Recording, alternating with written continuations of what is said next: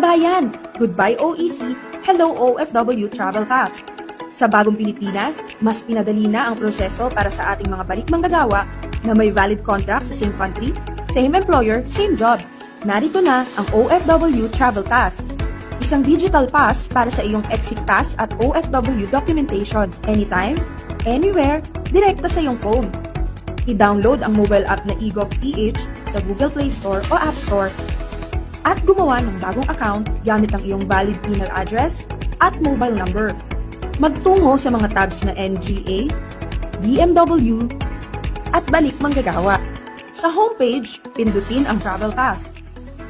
At dito makikita ang iyong OFW Travel Pass profile at iba pang detalye.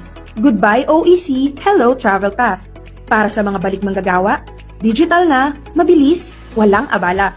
Isang bagong serbisyo mula sa bagong Pilipinas para sa mga bagong bayani.